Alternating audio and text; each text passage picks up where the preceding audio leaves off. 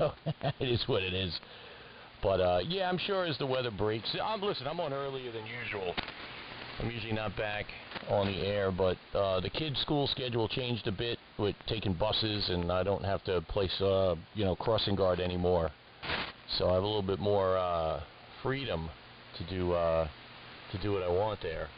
So, but anyway, yeah, good signals. You and I always have a rock solid. When you and I are fading, there's really bad band conditions. But yeah, you've been steady as she goes the whole time there. So good stuff. You know there's people listening. There's always people listening. The lantern flies are out there. There's lots of people out there.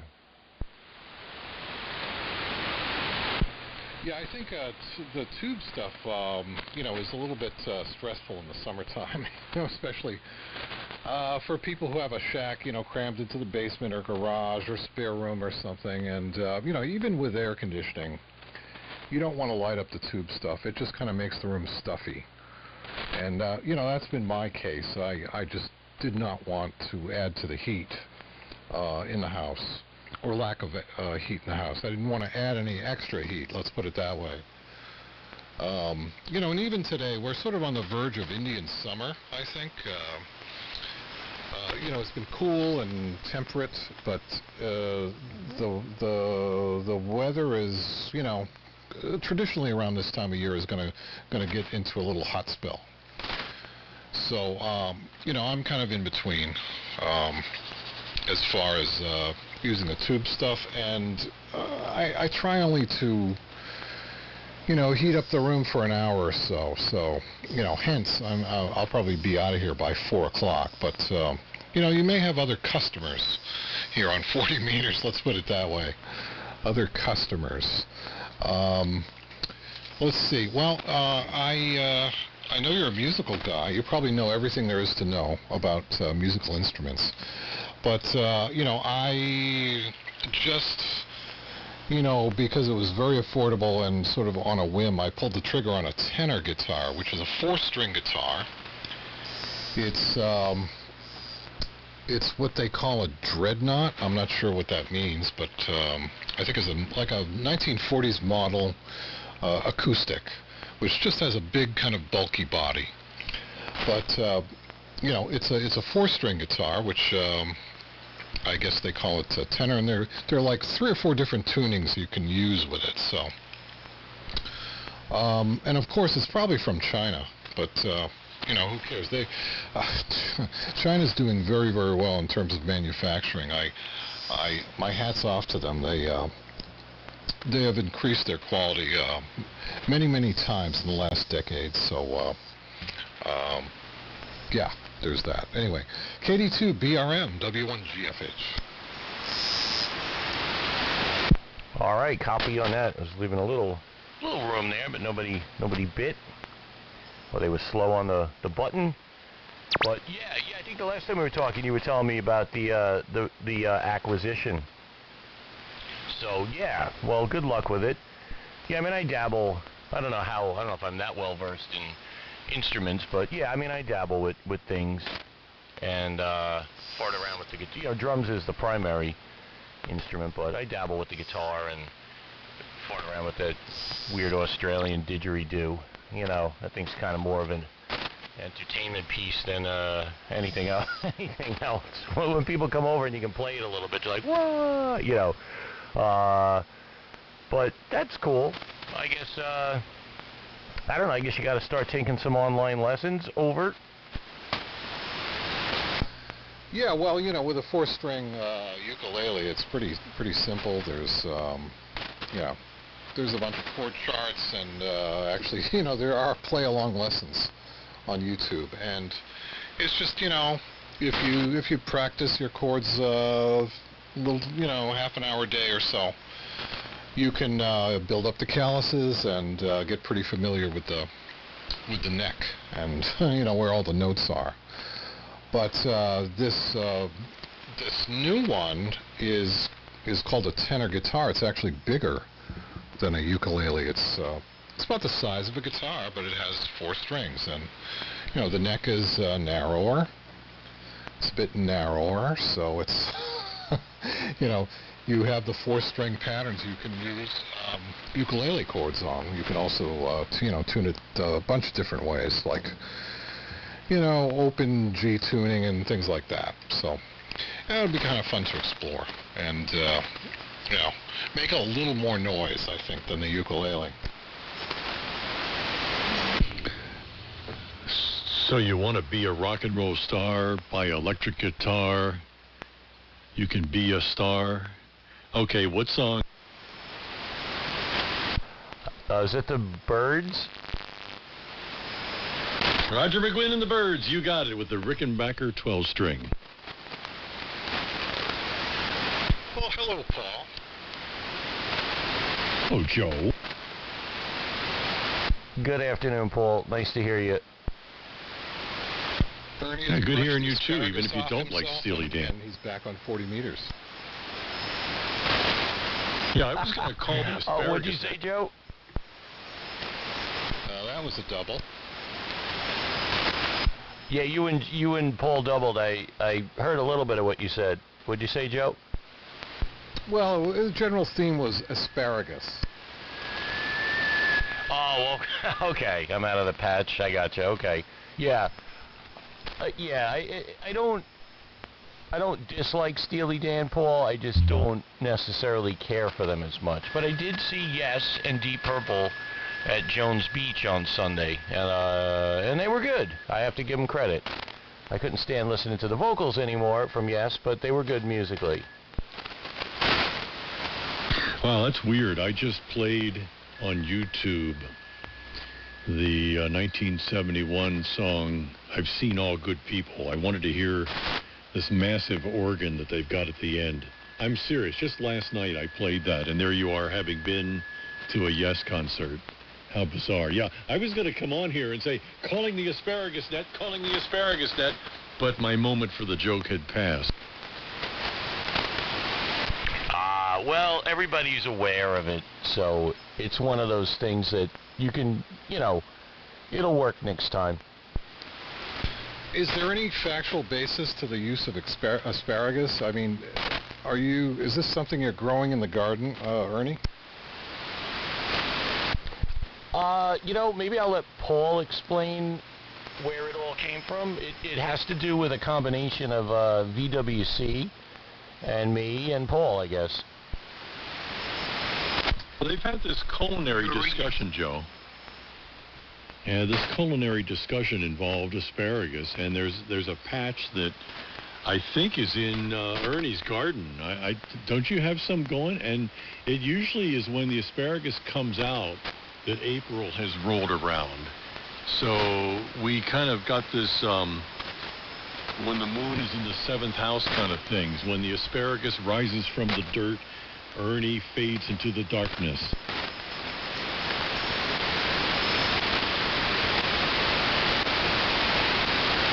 Did that make sense, Joe? Yeah, as much as anything else makes sense. But anyway, Paul, good to hear you. WA3VJB. I don't think I heard call letters, but I'll say them for the FCC. And a decent signal from Annapolis, finally, here on 40 meters. WA3VJB, yeah, since I came in at 20 of, I was going to wait the entire 10 minutes, but you forced my hand. Yeah, I was going to say, Paul had 10 minutes, Joe. He didn't have to ID right away. I do that all the time. I throw in a sarcastic comment, wait a bit, and then ID. Good afternoon, gents. Let me check. Yep. Hey, Rich, how you doing? Well, it looks like everybody's come out from under their summer rocks, huh? Hello, Rich. Yeah, I guess the curlers are out of the hair at this point. It's 4 o'clock almost. Good afternoon, Rich. Yeah, good afternoon, Ernie. I was just going to lay down for a nap when I saw your text. So obviously that gave you a burst of adrenaline, because here you are now, wide awake, full of piss and vinegar. No, I just couldn't sleep with all the excitement. It's like Christmas Eve. That's right. Well, the gang's all back together. Good afternoon, Rich, Ernie, Paul, Joe, and me. We'll see if Steve shows up. He might be in the asparagus patch still. Oh yeah, that's Mr. Green Thumb. He goes right to the first, maybe the second frost.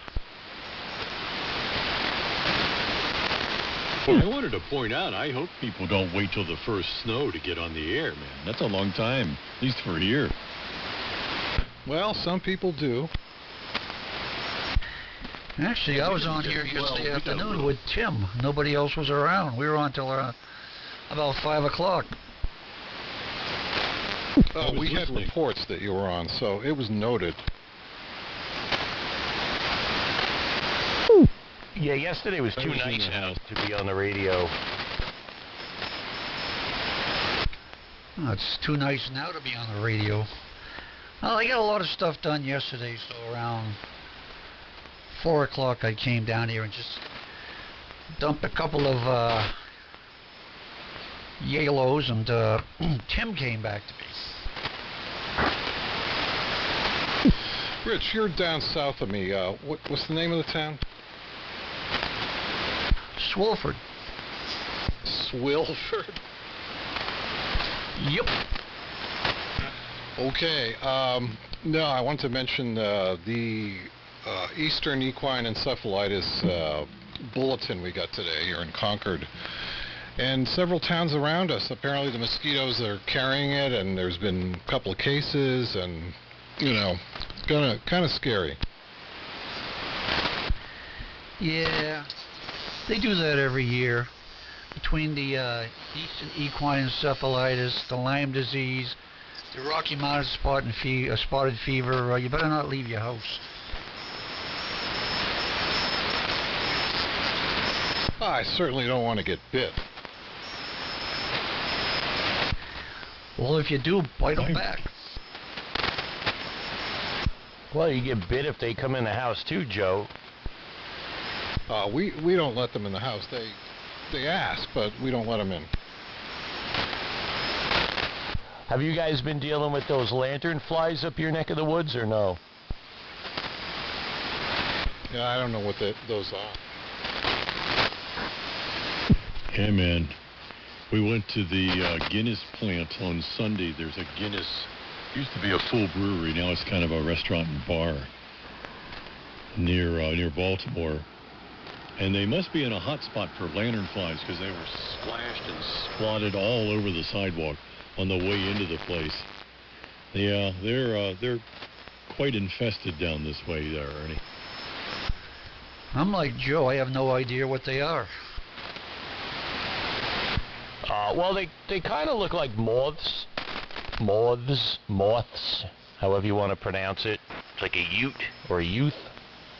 But they got spots on them, and when they flutter their wings, they're kind of like nice looking. They have like red circles underneath their wings. They're a very colorful bug, but apparently they're very destructive to certain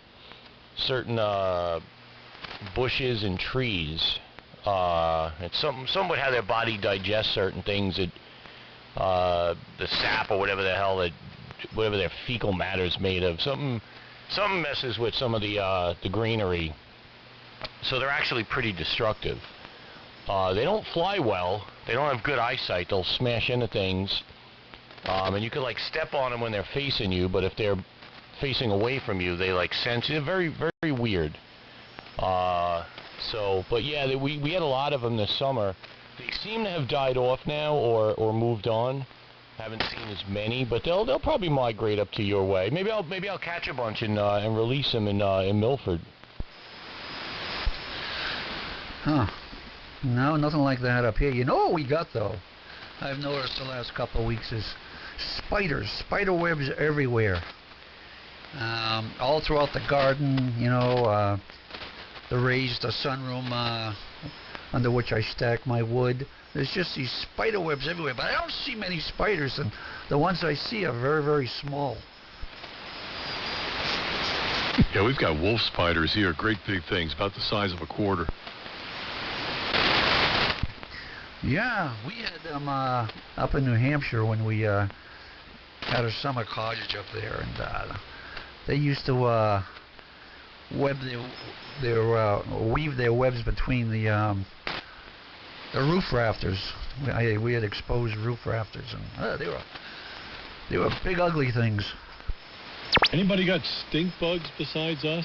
They haven't been so bad this season, but man, in years past, this time of year, they would actually start gathering on the siding of the house where the sun would shine because it was warm. And yes, they do stink. Kilo, Germany 2, Radio Germany. I'll answer the question quick, and then I believe that's Justin out there. We do have them, Paul, but I thought you were talking about the sidebanders from 7284. Oh my. Yeah, we have them too. We have the stink bugs, and we also have, whenever the sun comes, after it's gotten cold, and then the sun comes out and heats the side of the house, we have these ladybug wannabes. Ladybug wannabes? What are they, transgender bugs? Well, they kind of look like a ladybug, but they're a little bit bigger. I don't know what they are. They're some sort of invasive species from the Far East, from what I understand. You know, China is sending those bugs over here. That's where stink bugs came from, and so did the lanternflies.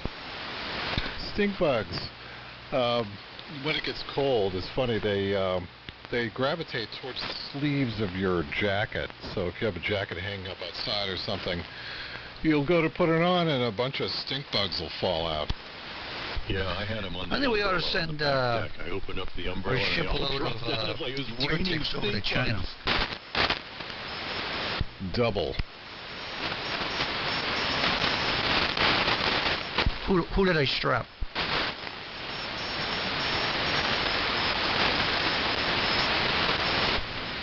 Well, I said I had a bunch of stink bugs under the umbrella on the back deck, and when I rolled the umbrella open, all these stink bugs came out like it was raining stink bugs. Hallelujah.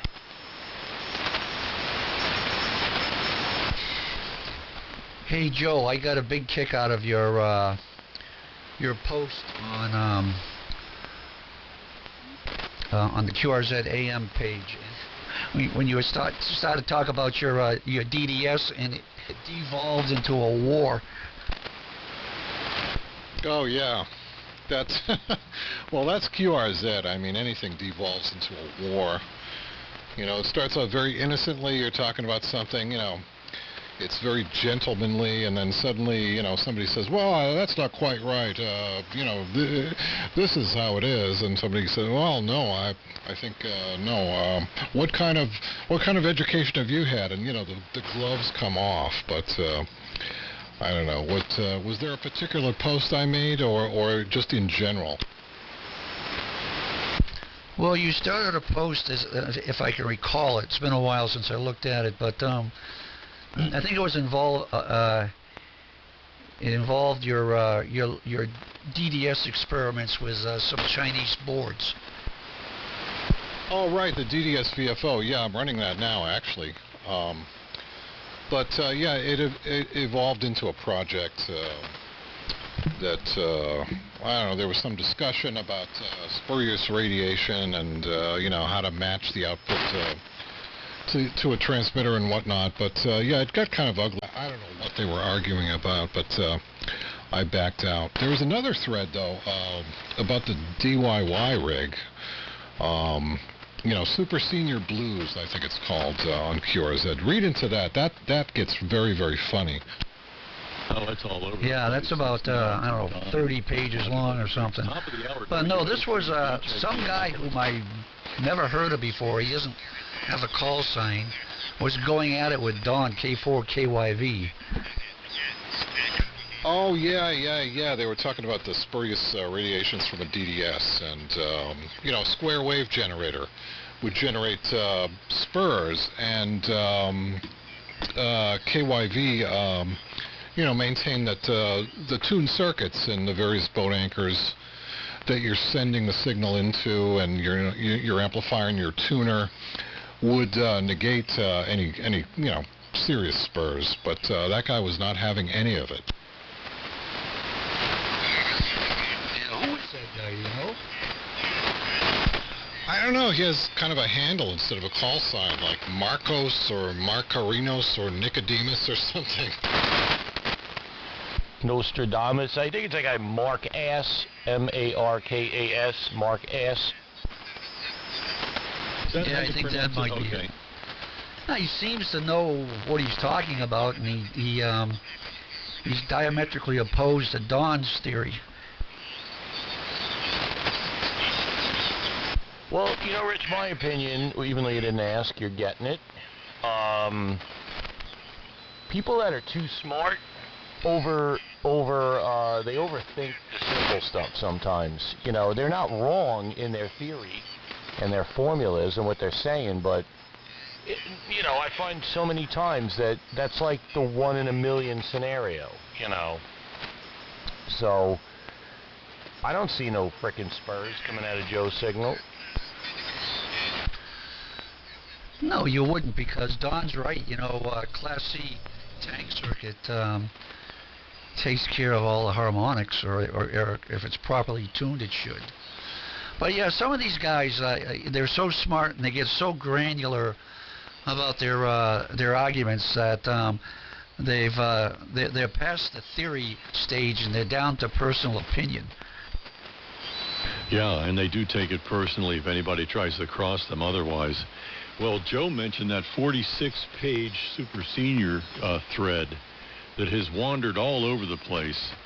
I think right now they're talking about Raytheon speech amps, and WZ5Q Mike has checked in to say the Raytheon iron isn't as good as it ought to be. And well, wait, what part of this has to do with the super senior? Raytheon iron.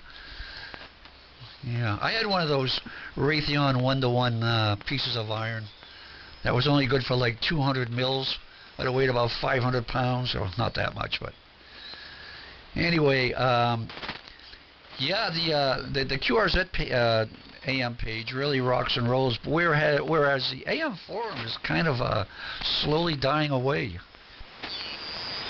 Well, part of that is over moderation. Yeah, but you know who. Yeah. Who?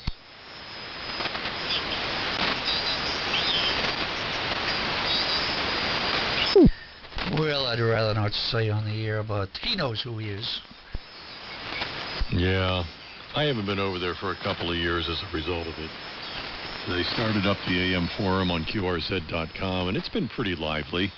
There are at least 2 decent Facebook AM pages, and now a third one that's run by the new president of AM International, John, N9AMI. He was up on 10 meters about 2 hours ago. I recorded him talking to, let's see, I think it was a 4 somewhere. I couldn't hear the 4. But Carmine's node in Vermont was picking up him, and he's in, like, I think Arizona or Colorado somewhere. So 10 had some life to it, and there he was. You guys got room for one more? Oh, sure. How are you this afternoon? Name is Paul. Hey, Paul, and the rest of you guys. Kilo Golf 2, Romeo Golf, Justin here in Albany. Yeah, I was tuning up before above. I heard you guys. I was listening. I was trying to tune up and work some things out. And I just, and then I wasn't calling CQ on Charlie Whiskey. I just needed the ID, so I threw my call out there. I kind of pushed it into your received upper sideband receive bandpass, and in case you knew Charlie Whiskey, you could ID me there and knew it was me. But yeah, just trying to get something worked out, but and yay, there we go. Yeah, still trying to get warmed up and everything, but yeah, I've just been listening to stink bugs and everything. Anyway, Kilo Golf 2 retractable gear. Yeah, Justin, I have pinched down the high side. That's why I didn't hear you. There's a slop bucket up there. Oh, yeah, that might have been me earlier when I was tuning up. I usually, because I'm driving an amp with this homebrew, so I usually tune up the amp with a slot bucket, but mostly on Charlie Whiskey, and then I'll throw single sideband just to look at the trapezoid on the scope, just to get the linearity straight. The other day I was rooting around in my old shortwave files, Justin, and you remind me of something. Radio Denmark in Copenhagen used to be on 15150. Fairly reliable signal and, good copy into the East Coast. This is in the late 1960s.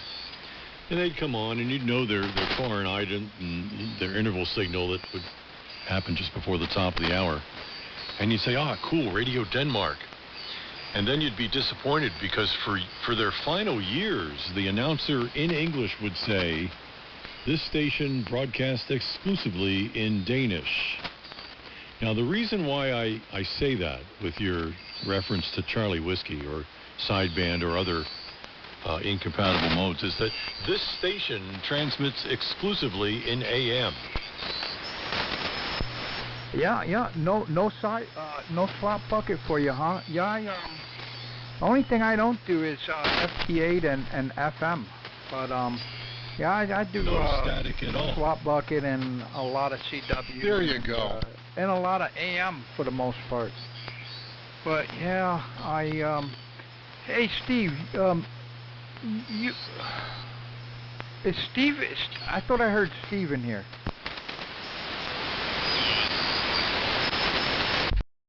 Ain't no Steve in here. What Steve you talking about? I think I doubled. Anyway, yeah, thanks. Throw it around. I'll listen in. Good to hear you guys. We were talking about Steve. Yeah, Justin, this is Rich, K1ETP. What are you running there? Hold on one second. I just gotta walk over here, down here to the other side of the room, just to make sure. So every week something blows up. Well, I haven't had anything blow up for about 3 weeks. That was the negative supply in the transmitter in the RF deck. But anyway, it's 1625s modulated by a pair homebrew. It's got Class C 1625 finals in parallel.